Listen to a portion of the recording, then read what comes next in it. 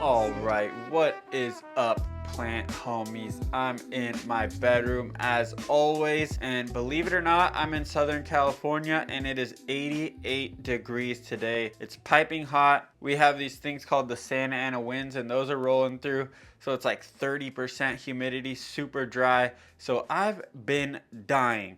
Another update is that I got a new job, so it's going to be a little more difficult for me to keep up with the videos, but I will try my best. I'm still looking for someone who's willing to share their garden. If you have a cool like fruit garden, vegetable garden, if you have cool decorative trees like Japanese maples or anything like that, comment down below if you're in Southern California and you want to share your grow space, or if you have a cool room like mine, then let's film at your place. You can show us what you have and give us some tips for how you like to grow things. Maybe it's a little different than I do it, and that would be awesome to learn. But yes, let's get into today's video. Today we are gonna repot my favorite Anthurium. I know I always say everything's my favorite, but this one has sentimental value. I think it was the most or the first expensive plant I ever bought. Today we will repot the NSE Red Crystal. The one from NSE is my favorite. I've seen a lot of them out there and they aren't as pretty. Maybe I got lucky and just got a really nice one, because even the ones I've seen them releasing these days aren't as cool. But I think I got this one 3 years ago and it is freaking awesome. It goes from like purplish to like blackish to green. But yes, let's get into the red crystals. All right, so here is the newest leaf on the red crystal that I have, and you can see it's almost black. I have a lot of light shining like literally directly on it, and it's still super dark. You can see the veins are super duper red, and if I get a close-up, it looks really cool with the old shiny crystally veins. All right, so here's a little bit of a close-up. You can see how crazy the veins look on it. But yes, the red crystal is probably one of my favorite anthuriums, if not my favorite. This one specifically is my favorite because it is the first one I got that was hundreds of dollars, and I am super stoked to have it. If this was variegated, it would be my favorite of all time, but it is just a regular NSE red crystal. Here is the tag from NSE Tropicals. They have some awesome red crystals. So yeah, let's get to repotting this fella. It obviously needs to be repotted. I can probably take a cutting from it and sell one.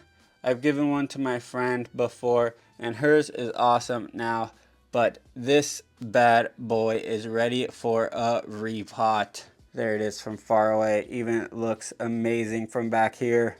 Alrighty, plant homies, so I will tell you the little bit about red crystals that I know. A lot of these anthuriums have a ton of lore behind them, and there's tons of information out there, but there is also a ton of misinformation out there. So it kind of makes it hard to really know the lineage of everything unless you created it. So I don't go deep into keeping track of where everything comes from.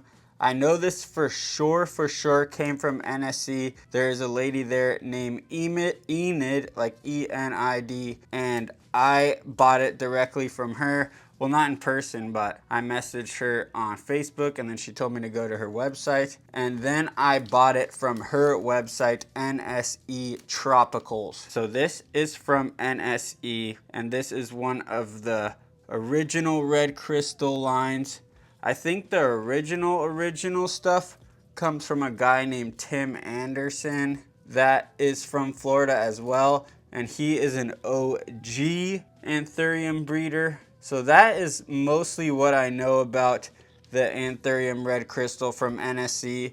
I've read that it's kind of like a hybrid between Magnificum and Crystallinum. I'm not sure how true that is, because it doesn't seem to get, well, actually, I guess some of them do get pretty darn big, but obviously, as you can see, mine is in this cup and it is fully packed with roots. So I never gave mine a chance to get too big, but yeah. So I've read it's a hybrid between crystallinum and magnificum. I've also read there's like Dressleri or whatever, however you pronounce that, in the mix. But yeah, I don't know the exact story of the red crystal. So if you know the exact story of the one from Enid at NSC Tropicals, comment down below. I'm sure there's videos actually talking to her and getting the information, but I don't remember exactly offhand.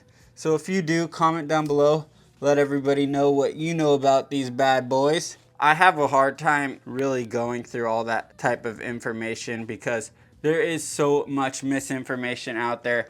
I just like to get the original stuff, like a regular crystal or a variegated crystal like I have, and I have a green on green crystal, and I like to cross those, so keep it a simple cross between the same species and come up with my own line.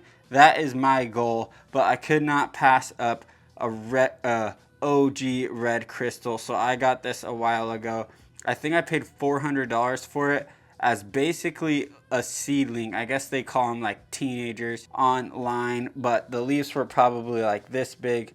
As you can see, they're a little bit bigger now, but you can also see they change color. So it's called a red crystal because the leaves come out super dark like this. Well, they come out red. I'll post a picture of one, and then they change to a very dark leaf, and then they slowly fade down to a green like these. But they usually keep the little red sinus right here, the little part in the middle that is red. And yeah, so first things first when I'm repotting this is I'm just gonna clean up the stem a little bit, get all of the dead parts out that I can. This one is extremely due for a repot.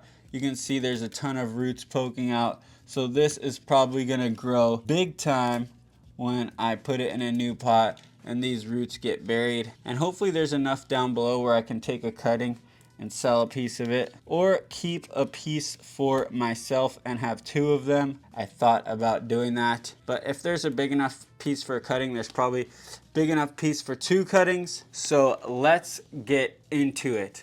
I think I'm gonna have to cut this bad boy out. You can probably see there is a ton of roots in here, so I can't really squeeze the cup to get it out. So I got my handy dandy scissors.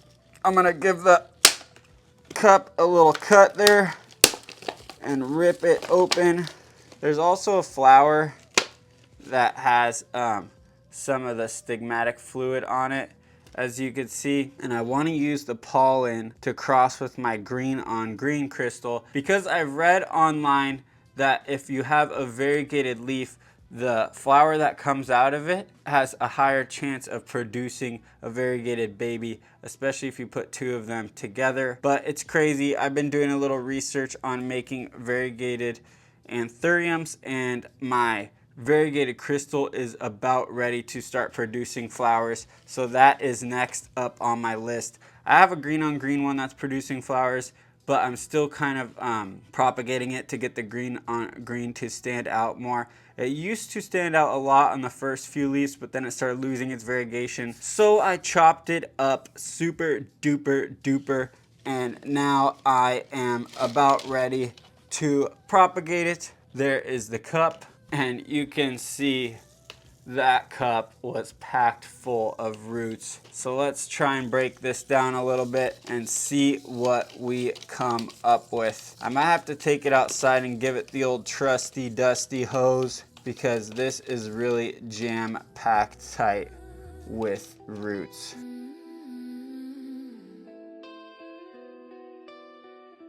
By the way, this is all perlite and lava rock, as you can see here. There is no organic material, and you can see even the roots at the bottom that sit in water most of the time are still super duper healthy. No dead roots at all.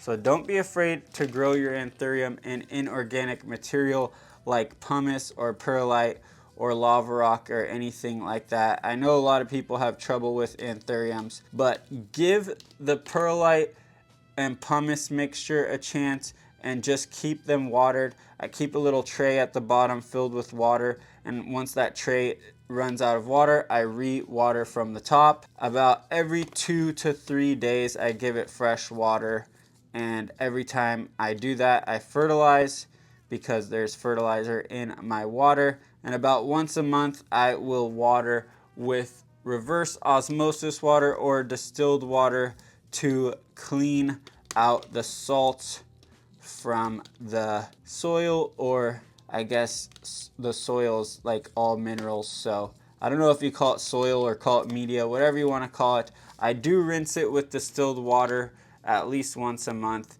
just to rinse out all the extra salts, because you don't want there to be nutrient lock or your plant won't uptake the nutrients. Also, you want to pH balance your water around 6 for these guys, and that will do ya good. But yeah, this is going to be super difficult to get all these rocks out because the freaking roots are so packed. It was due for a repot probably months ago. But you know what? I left it and now I'm paying the price. So I'm going to take it downstairs and spray it off with the hose.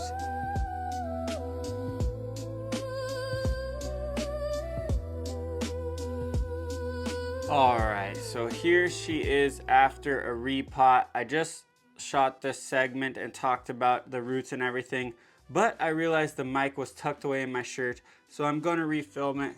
So yeah, I removed this leaf. I usually remove at least 1 or 2 leaves when I repot something, just because you always lose a little bit of roots, or most of the time you do unless you like slip pot or something. I just want to make sure the roots that are left can support what is on the top. But you can see these are beautiful fresh roots. We'll give you a close-up. You can see here's the newest leaf. It's nice and dark. There's the second or third newest leaf. And this is the second, and this is the third newest leaf, and that's the newest. But yeah, you can still see the flower on there and everything. So let's get a close-up of these roots so you can see how good they look coming out of that perlite and pumice mix. Actually, it was perlite and lava, but I don't have lava right now, so I'm going to replant it into perlite and pumice. But yeah, we'll be able to see how good the roots look and how we're going to pot it up. So if you look here, we have all these fresh roots. They're beautiful. After rinsing them off with the hose, it took like an hour to do that because they were packed in there so tight. But yeah, I don't think I'm going to be able to get a cutting because I think this is the tallest, the root that's highest up the stem with actual roots on it. And if I cut it under there where my finger is, we're not going to have any node left for a plant to grow from. There might be one little node under there, but I don't really want to risk it because then I'm going to risk the top cut and the bottom cut. I would rather just replant it or take a cutting. Next time I replant it, I'll probably be able to get 2 or 3 cuttings out of it, because you can see all these little white tips here are new roots that are coming out, like this one, this one, this one. Then we have some here, here, here. So I'm going to bury those, put the soil all the way up to there like this, and all these roots down here, which is probably like 10 or 15 new roots, are going to activate and grow down into that new pumice and perlite mix, and this plant is going to grow like a charm. You can see there's the newest leaf, nice and dark, and there is the third leaf, and there's the second one. So they do change. They don't always stay beautifully dark like you see in the pictures, but they do keep this red little sinus there, which is pretty darn cool. Sorry about my stupid dogs going crazy. Alright, the Amazon guy just got here. So the dogs were going nuts. I hope you could hear what I was talking about. But yes, this will go into this pot now. So I think we are going to have to remove some of the roots to fit it in there. I could potentially put it in a bigger pot, but I'm not sure if I want to do that. Let me get one out for comparison. All right, so this is the next size pot I have up. As you can see, it's a lot bigger but it definitely will fit the Anthurium in there. So maybe that's what we are going to have to do. The problem is I just don't know if I have a spot for it on any of my shelves. Should I remove some roots and stick it down in there into this pot? Or let's see. So if we use this pot, we're gonna have to remove almost half the roots, which I kind of don't want to do, but I'm seriously thinking about it. All right, so after some thinking, I am going to remove a ton of roots. I'm gonna use this as an example to show you guys that removing a lot of roots is not that big of a deal. A lot of people think you can't disturb the roots, but obviously look what I did here. I basically ripped them out of the last pot, sprayed them with the hose at full power, and they look beautiful. And I do this all the time, so I'm not too worried, to be honest. But I think I'm gonna remove like 30% of the roots, which would probably break a lot of people's hearts. And it's honestly breaking mine a little bit because I don't want to, but I have to. So let's get to it. I'm going to clean these scissors. All right, got my handy dandy lighter here. Going to burn off all the bacteria and all the pests. Whatever's on here is going to be gone. This is a good way to disinfect. You can use like 90% alcohol or whatever as well, but the flame is pretty darn easy. So let's get rid of all these roots. Boom, boom, boom. Boom, boom, boom, boom. Look at that. We got rid of a ton of roots. Almost this, like probably 30 to 40% of the roots we just got rid of. But we still have a ton of healthy roots. I think what I'm going to do is get rid of one more leaf just to be safe. Rather be safe than sorry, they always say. So we got rid of the third to last leaf, or however you want to say it. There's 3 leaves and that was the lowest on the stem, so we got rid of it. All right, so this is what we have left, just a little bit of roots and 2 leaves, but now you can see it will fit in the pot a lot better. So let's get to it. I left the flower. I could probably chop that off to conserve some energy, but since it's fully grown already and all it needs to do is produce pollen, I think I will leave it and just hope for the best. But yes, let's get to scooping some of this soil.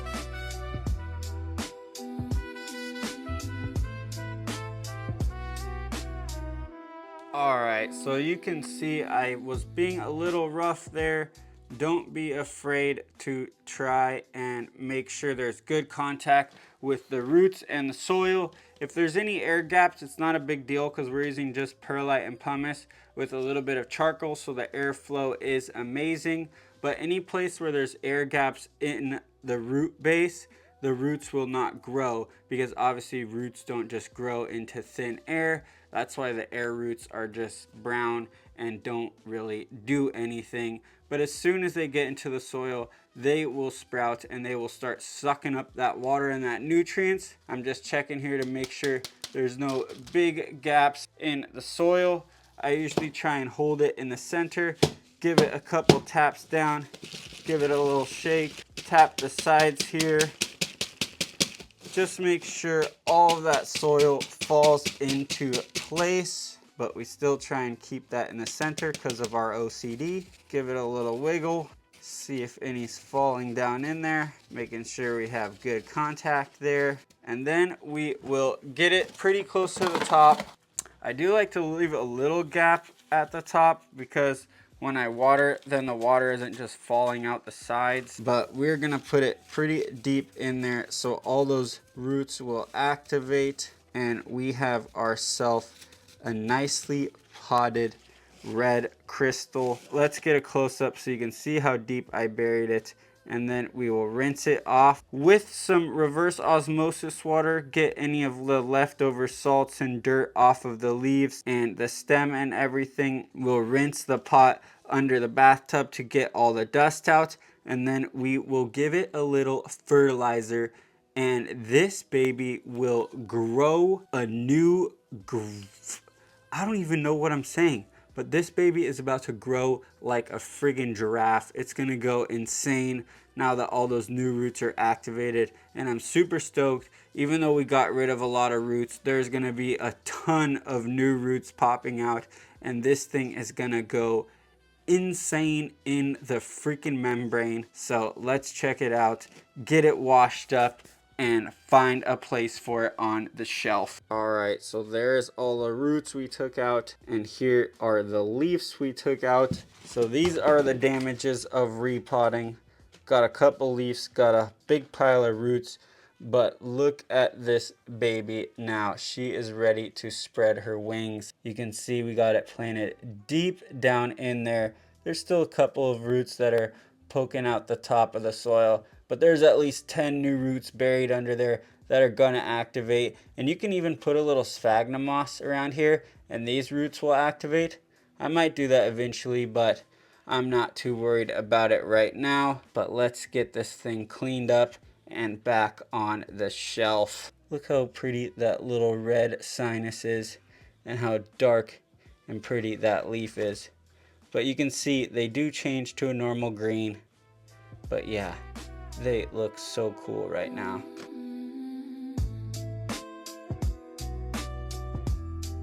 All right, so you can see we rinsed the soil until it ran clear out the bottom. And now we're gonna take a nice hard spray to the leaves. This will just help get off any salts that are on the leaf and hopefully knock off any pests, which I don't think there are. But giving the leaves a nice rinse is always beneficial for these guys. And she is good to go. All right, guys, we got it back in the same spot we had it before. That cup was actually taller, or it grew taller out of the cup, but now I set it down inside this pot. So it's actually a tiny, tiny bit shorter than it was before. So it actually fits perfect. The only thing that was too tall was this flower. So I got a little stake and I staked it to the side. So hopefully this bad boy will still produce some pollen for me and I can use it to pollinate this green on green crystal, which is kind of hard to see the green on green, but trust me, right here is a light green patch. And if I have pictures on my phone, I'll show it to you guys. And you can also see, I think this is like a full moon technically. You can see the leaf on the back is almost yellowish neon white and the front is bright, bright green. When you compare it to a regular crystal, the back looks like that. Compared to that, it's pretty easy to tell the difference. This is also a new leaf and it's pretty darn dark compared to this boy. So this might actually be a full moon. It's kind of hard to tell with these green on greens, but yeah, trust me, this is an awesome one. And you can see it has a flower coming out of this leaf right here, which is variegated. That is my next step. So here is the red crystal in all its glory. And here is the tag that needs to go back in there with it. NSC Tropicals Red Crystal Linum. Boom. So yeah, if you like that video, comment down below. If you have any information, any more information about the red crystal, let us know, because this is definitely my favorite, or one of my favorite anthuriums, like I mentioned before. And I just absolutely love it. And I hope you guys do too. So yeah, let me know how you guys like the video. Let me know what you want to see next. The old variegated crystal back here is about to have flowers. So hopefully we can film that soon. Actually, check this out and let me know what you think. A lot of people say they don't like variegated anthuriums because they look sick. But does that look sick to you? I mean, that looks amazing to me. It doesn't look sick at all. Look at this leaf. It looks beautiful. Zero sickness. I don't know why people say they look sick. Sick anthuriums look completely different. So also let me know if you like variegated anthuriums or not. Anyways, guys, I hope you like this video. Comment down below if you want to leave any information about the red crystal or the video in general. If not, peace out for now, plant homies.